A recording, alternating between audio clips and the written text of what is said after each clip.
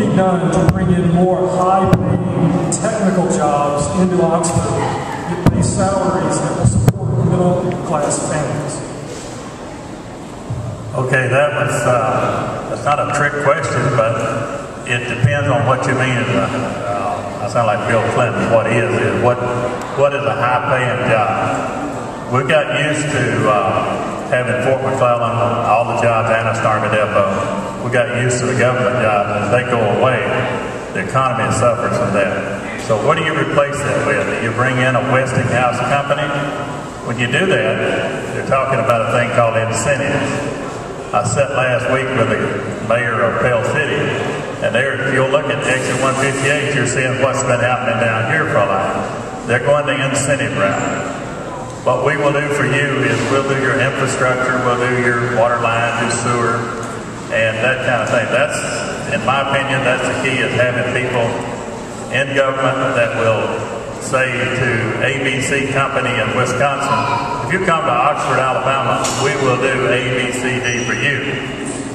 We will also go back to what I was talking about, the vocational training. If you have an industry that requires machinists, we will set up in our schools machinists operators, people that learn to operate machines, lathes, and that kind of thing.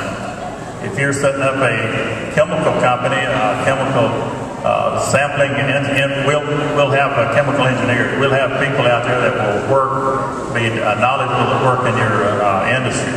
So you got to have something, the pork chop out there to put in front of the dog to say how you'll bring them here. And that is the reputation, the website of Oxford's website, that's keeping it up to date, keeping it informative, and dealing with these other cities and other states, going to these other states and talking to these governors to say, going to these other governors' events and get these people to the side and talk to them and say, come to Oxford. Thank you.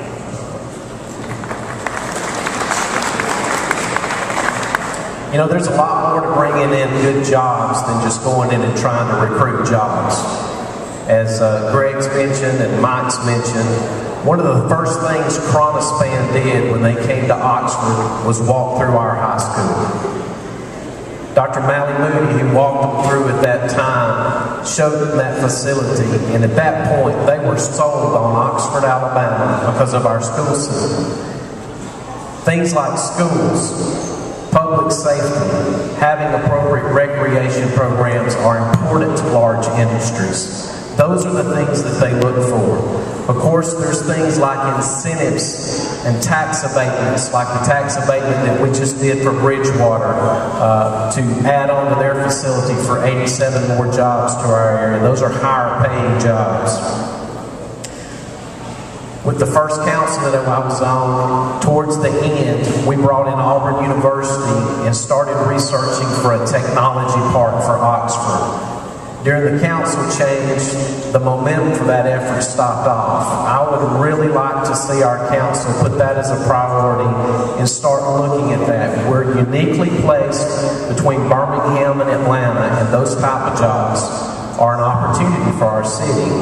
And the last thing that I will mention is that we have to be a good steward with our current businesses. We cannot increase regulations and other items that drive businesses away. We need to continue to be a friendly city to businesses, and we will attract more businesses.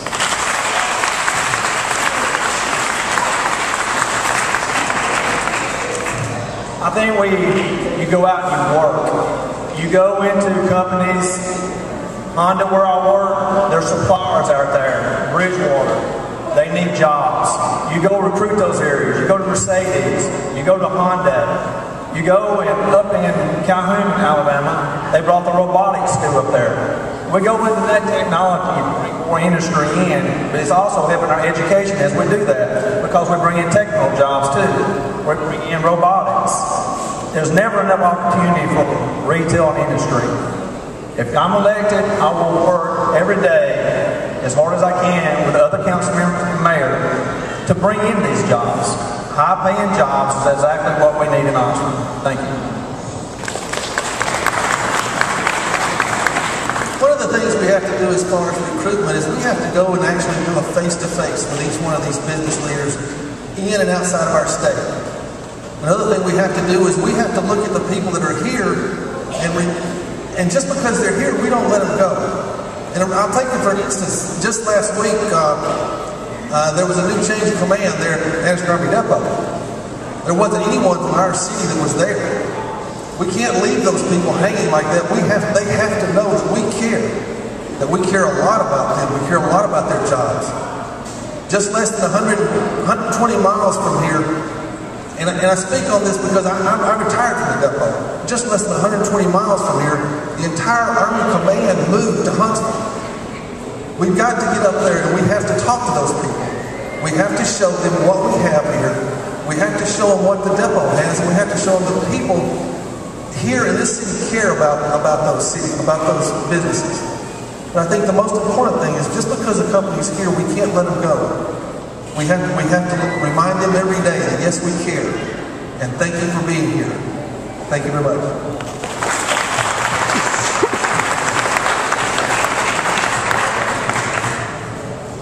New industry is certainly important. If we had a company come in 6 months from now, we couldn't possibly train enough people if it was a mechanized, machinist type job, a highly skilled job. We need to start preparing the schools now for what may come. It's too late once the company has shown interest. I'll be retiring in a few months. I'll be available to work with the mayor, the council, anybody in the region, any economic development board that's seeking a place to relocate. I don't say Alabama, let's go. Mississippi, Alabama, Georgia, Florida, anywhere around. We think there may even be a slight possibility to work with every resource we have. I think that having something now in place to be ready for this economic recovery. We're throes of a great recession, even though they don't necessarily call it a recession. But at some point, this economy will turn around, and we need to be ready with, like I said, with infrastructure, training in schools. A new company will look at our schools first, the quality of life, the parks, recreation, things that we have, the other services we have around, the nice neighborhoods we have, what they can expect from city services. And we have a low tax rate here. That is very attractive. My daughter and son-in-law live in Pittsburgh. They pay $4,800 a year in taxes on a house. Can you imagine what the outrage would be if we had that here? We have an almost too low tax rate. I know that's not a good thing to say to people, but we're very fortunate and we're very attractive. I would say that we consider the use of tax abatement and any infrastructure changes we can make to assist new business and encourage them to come in. We don't spend $100 million to get $10 million back. We need to spend $10 million to get $100 million back. Thank you.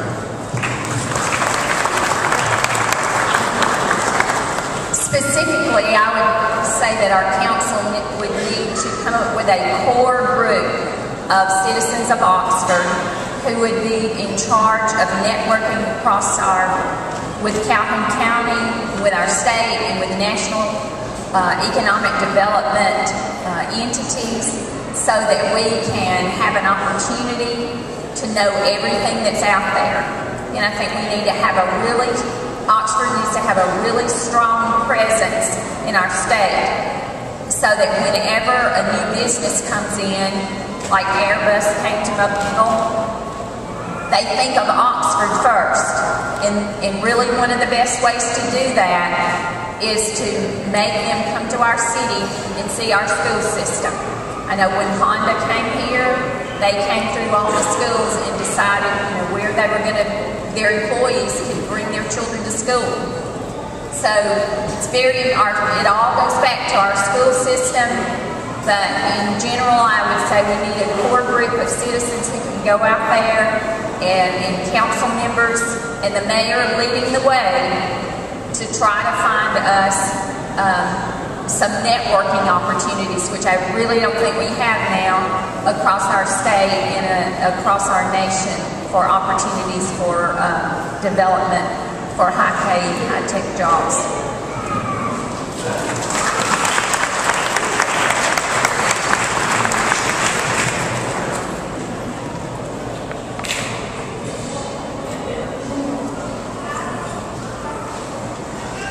one of the ways to bring in jobs is have a first-class web page. The reason I know that is I worked with Don Hopper at the EDC. He told me, you have a first-class web page, that's one of the first things a potential industry will look at. If your web page is not up to date or not up to par, it would scratch you from the list immediately and not consider it for your community anymore. So one thing we need to do is upgrade our web page. We started the web page when I was previously on the council, but it has not been kept up to date. It needs to be updated. So we need a first-class web page. Another thing that we need to do is work, as Charlotte said, with our elected officials in other areas. We've been reluctant to do that. I've been able to do that. I work with Chip Howell. He was the mayor of Anniston. I know most of the people that are running for mayor of Anniston right now. I know most of our county commissioners. I know Dale Marsh. I know Mike Rogers. I've worked with these people before. We need to put together a group and go see Governor Bentley and say, we don't want all the jobs to go to Huntsville or go to Mobile. We want some of the jobs to come to Oxford or this area. What's good for this area is good for Oxford. Honda's a good example. Honda's in Lincoln, but it's good for Oxford. And so we need to go see Governor Bentley and see if he can help us get some jobs in this area. We have a great location between Birmingham and Atlanta. We've got land here that we can do things. And so, we need to market ourselves by improving our web page. We also need to get together a group. Another thing I'd like to see done real quickly is to offer a program to existing small businesses. We've got $83 million in the bank. It's probably not earning more than 1%. We could offer incentives to existing small businesses for loans, to improve their stores or whatever, if they would hire so many workers. That's one program I'd like to see implemented for our existing businesses. Thank you.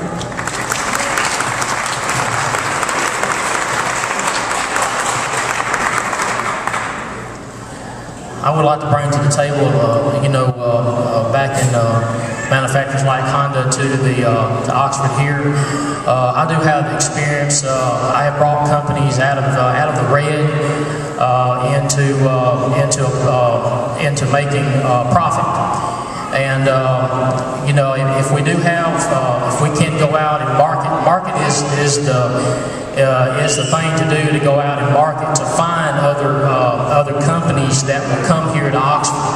We have the land, like Mike said, we have the land here to put manufacturers on, and I will support the manufacturers coming here. And one thing that I want to work really hard to get people coming out of college and that lives here in Oxford is having to go out to other cities to seek employment, having to work one job here and another job there. So I think if we have the manufacturers that's coming here to Oxford, then we can be able to work with them closely. And I'm going to be a person that can bring that to the table. I know I'm qualified to get out and work to bring these jobs, these manufacturers to Oxford. Thank you.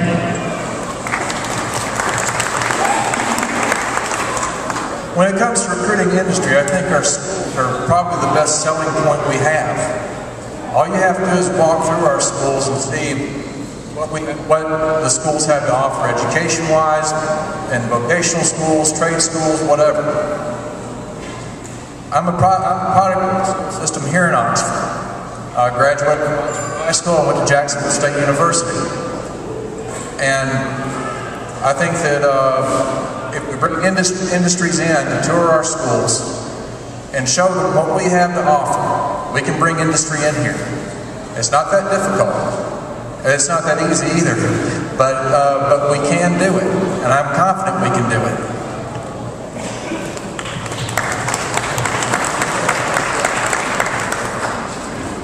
I did a plumbing job today.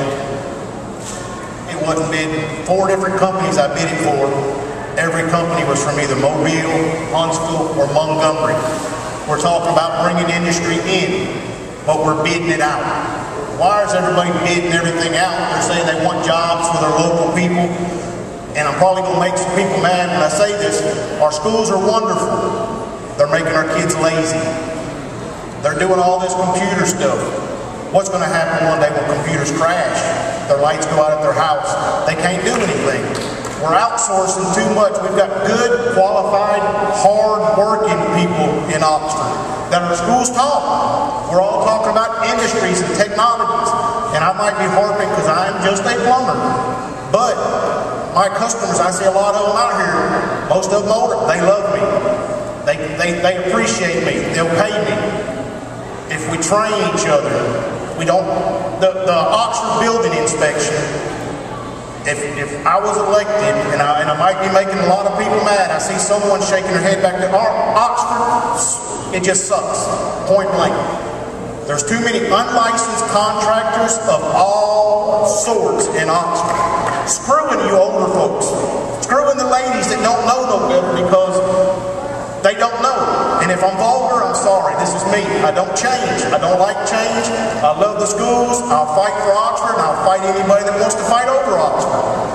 But I'm going to do what's right for Oxford. And if I have to keep bidding out jobs to Mobile companies for a walking track around Oxford Lake that's going to have two water coolers that cost $5,600, that's wasteful spending. And if I'm against that, I'm sorry. Whether I get that bid or not, I'm sorry. But that's wasteful spending, and we need to keep jobs and money here. Thank you.